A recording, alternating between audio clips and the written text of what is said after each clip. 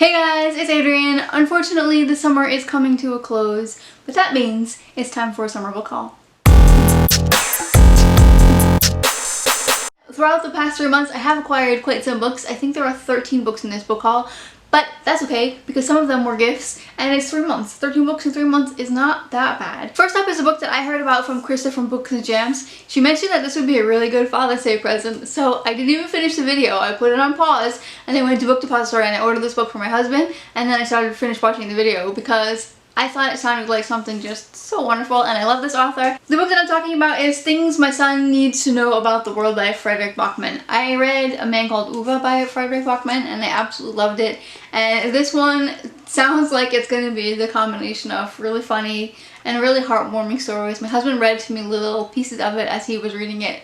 That just made me chuckle, so I'm really looking forward to reading this soon. He is in the middle of it. He's about a third in, so I have to wait till he's done. The next 2 books are books that I got from my mom. She was cleaning out her bookshelf and she decided that she didn't want them anymore. The first one is The First Phone Call from Heaven by Mitch Albom. I read The Timekeeper by Mitch Albom and I really enjoyed it. It was also one of the first books that I annotated. Speaking of which, my mom actually annotated this book, so it'll be fun to read it and see what she thought about it. This one takes place in the town Cauliflower, Michigan, where the townspeople are receiving these mysterious phone calls who claim that they are from heaven. And it's all about what it would be like if you have received these phone calls from heaven, what it would do, is it really true? It also follows a disgraced pilot named Sally, and his son also has his little toy phone waiting for his mom to call from heaven. So he's trying to prove this to be like not this miraculous phenomenon that everybody thinks it is.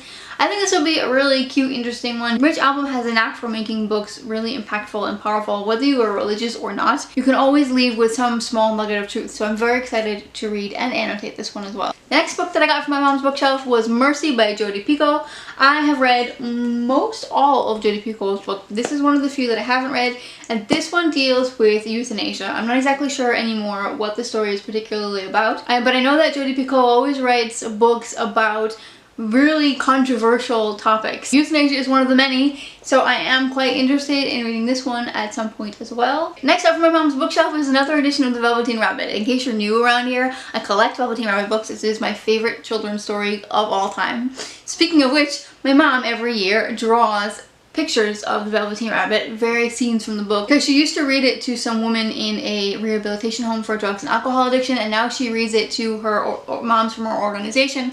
And I got to keep one from last year and I'm very excited. It is going to be hanging in my living room. I will insert a picture of it for you so you can see it.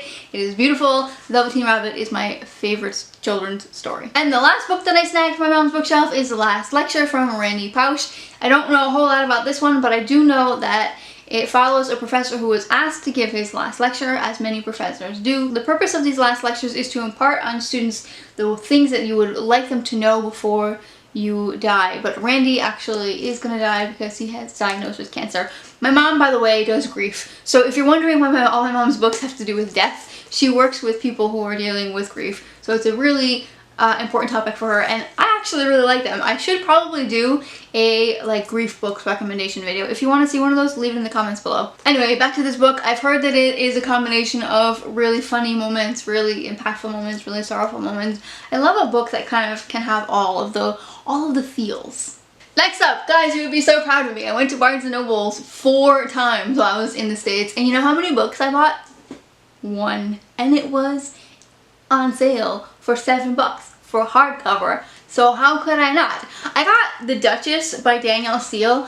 I have heard things about Danielle Steel. She's apparently a very big author. I have never read anything by Danielle Steel. First of all, this cover grabbed my attention. I thought that it was absolutely beautiful, and it takes place in 19th century England, which also grabbed my attention.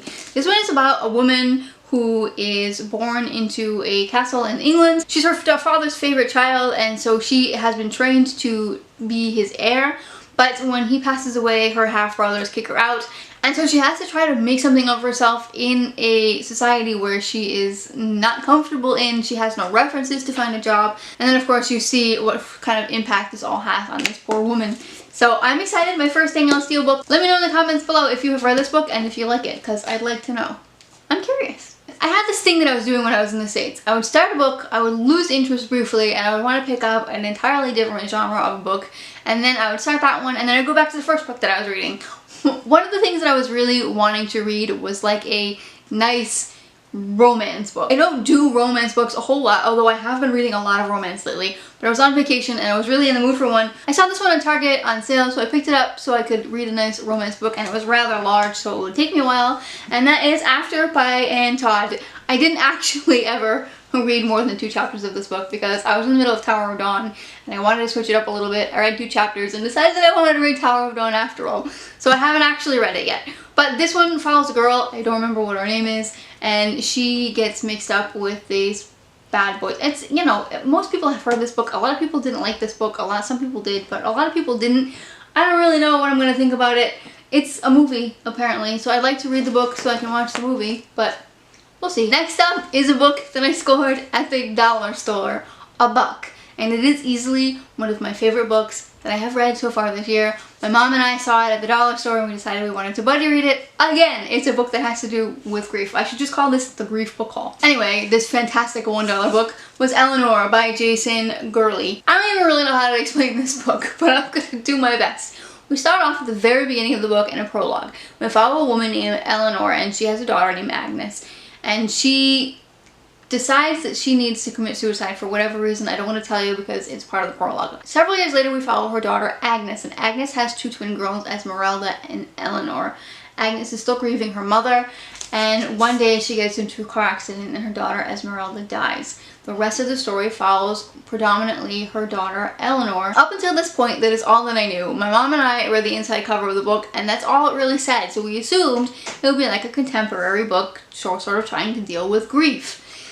That's not what this book was at all, but it was phenomenal. I'm not gonna tell you anything else about that book until my spoiler-free review comes out because I have one. It is fantastic. Let's just say this book is like Every Heart a Doorway meets Dark Matter meets How to Make Friends with the Dark. I don't even really know what else to say except for you need to read this book. That this book was in the store for $1 baffles me because this is a fantastic book. Oh, guys, I lied. I bought 2 books from Barnes & Noble. I forgot about this one. I got a cookbook. I got The Domestic Geek's Meals Made Easy. The Domestic Geek is a YouTube channel, very popular cooking YouTube channel.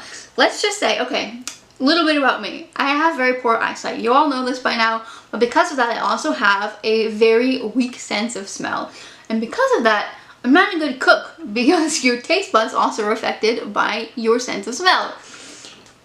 These recipes are so easy to do. Everybody in my family loves them and they taste good, at least as far as I can taste them because, you know, bad taste buds and all. I love this book. It's like these awesome or really good, cool meals, and they're so easy to make, and then you don't have to be like this fantastic culinary chef to have good food on the table that is also, for the most part, family friendly. I would recommend you go check out her channel, and if you like it, go get the cookbook if you like to cook because it is so worth the money. And then of course my friend went to the UK again, as she does almost every year, and she brought me back some books, but there weren't that many books this year. So who's been buying all the books in the thrift stores in England? Because that is just not cool. So I have a small handful of books here, but the ones that I did get were really cool.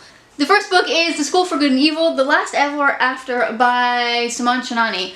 I actually DNF'd this series. I read the first 2 books and I didn't want to ever buy the 3rd one, but here it is, and it was £1. So I think I will finish out, no, actually I think there's 4 books to the series, but I will read this one.